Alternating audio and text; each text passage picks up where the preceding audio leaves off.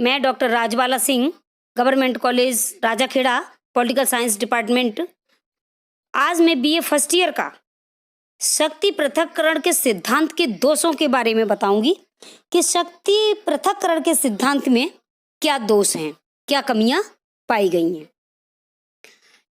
इसमें सबसे पहले गलत ऐतिहासिक आधार। मॉन्टेस्क्यू द्वारा किया हुआ ब्रिटिश शासन व्यवस्था का विश्लेषण भ्रमपूर्ण था, जिस पर उसका सिद्धांत आधारित था। उस समय भी इंग्लैंड में संसदात्मक प्रणाली, जिसमें कार्यपालिका और व्यवस्थापिका का पृथक्करण नहीं अपितु घनिष्ठ सहयोग होता था। Number 1 point. अब नंबर 2, सरकार के तीनों अंगों की शक्तियां समान नहीं। शक्ति पृथक्करण सिद्धांत सरकार के तीनों अंगों को समान शक्ति तथा महत्व प्रदान करता है, परंतु यह गलत है। व्यवस्थापिका, जो जनता का प्रतिनिधित्व करती है, सर्वोच्च है। नंबर 3, पूर्ण शक्ति विभाजन अव्यावहारिक तथा अवांछनीय। शासन एक समूची वस्तु है, उसे टुकड़ों में विभाजित नहीं किया जा सकता। शासन के तीनों अंग एक दूसरे से जुड़े हुए होते हैं। अमेरिका में भी, जहां सिद्धांत कार्यांग, विधानांग तथा न्यायांग को एक दूसरे से पृथक रखा गया है, वहां पे भी व्यवहार में एक को दूसरे से मिला दिया गया है। राष्ट्रपति विधेयकों को अपनी स्वीकृति देकर विधायनी कार्य में भाग लेता है। सीनेट नियुक्तियों और संधियों पर अपना नियंत्रण रखकर कार्यपालिका के कार्यों में भाग लेती है। वास्तव में शासन कार्यों का पूर्ण पृथक्करण कर भी दिया जाए तो उचित नहीं होगा, क्योंकि इससे प्रशासन में गतिरोध उत्पन्न हो जाएगा। अगला पॉइंट, व्यक्तिक स्वतंत्रता के लिए आवश्यक नहीं है। अनुभव के आधार पर यह कहा जा सकता है कि व्यक्तिक स्वतंत्रता की रक्षा के लिए शक्तियों का पृथक्करण आवश्यक नहीं है। संसदीय प्रणाली वाले देश जैसे ब्रिटेन, कनाडा, भारत आदि देशों में शक्ति पृथक्करण नहीं, किंतु वहां नागरिकों की स्वतंत्रता सीमित नहीं होती है। अगला पॉइंट, कल्याणकारी राज्य में कार्यपालिका का शक्तिशाली रहना आवश्यक। आज के युग में पुलिस राज्य का स्थान कल्याणकारी राज्य ने ले लिया है। राज्य विभिन्न योजनाओं एवं विकास कार्यों द्वारा जनता की हर प्रकार से समृद्धि तथा उन्नति के लिए प्रयत्न करता है।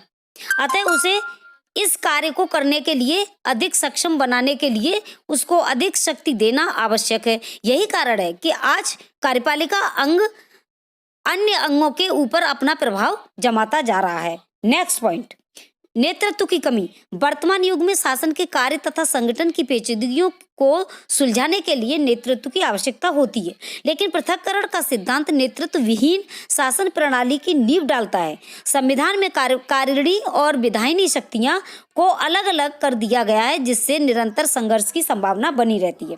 अगला पॉइंट, सहयोग तथा समन्वय की कमी। शासन के अंगों की पृथकता के कारण शासन में समन्वय और सहयोग की कमी हो जाती है।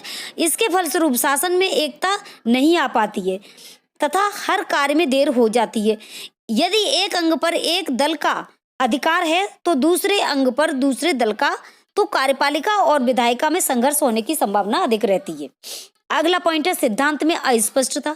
शक्तियों का पृथक्करण यदि है तो यह स्पष्ट नहीं है कि क्या क्या पृथक किया गया और क्योंकि विधायन, न्यायिक निर्णय और कार्यपालन की संकल्पनाओं की विशुद्ध रूप से परिभाषा नहीं की जा सकती है।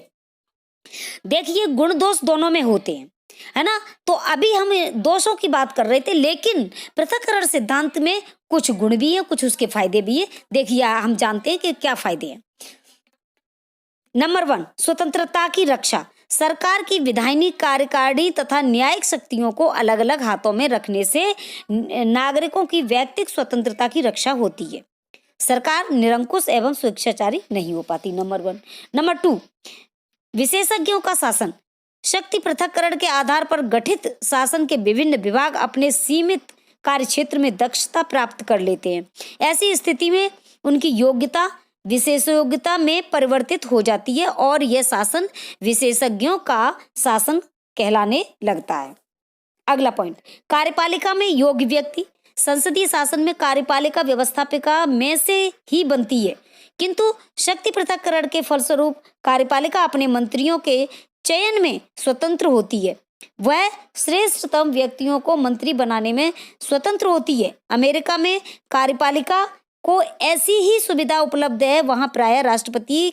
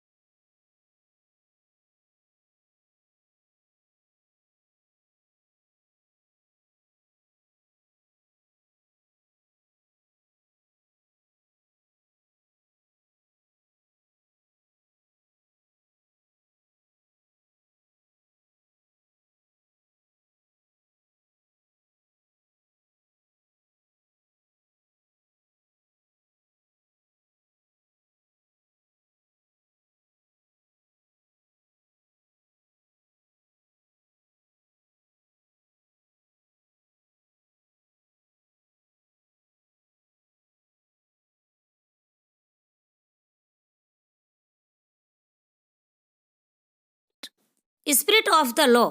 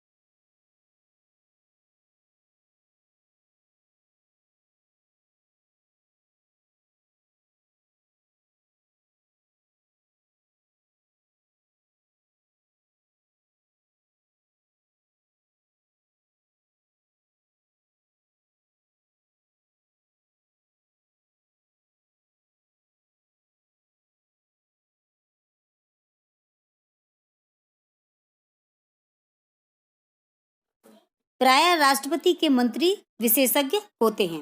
अगला पॉइंट है सुगमता का शासन। शक्ति पृथक्करण सिद्धांत में कार्य कुशलता तथा सुगमता आती है। कार्य विभाजन होने से शासन का प्रत्येक अंग अपना अपना कार्य करता है। विभिन्न अंगों के कार्यों में हस्तक्षेप न होने से प्रत्येक अंग अपना कार्य सुगमता से पूरा कर सकता है। निष्कर्ष के रूप में यही कहा जा सकता है कि मॉन्टेस्क्यू द्वारा प्रतिपादित शक्ति पृथक्करण से वर्तमान युग की आवश्यकताओं की पूर्ति नहीं करता, तथापि इसने हमारा ध्यान इस ओर आकर्षित किया है कि शक्तियों का केंद्रीकरण नहीं होना चाहिए। सरकार की शक्तियां यदि केंद्रित होंगी तो उसका भयंकर दुष्परिणाम हो सकता है। Thank you.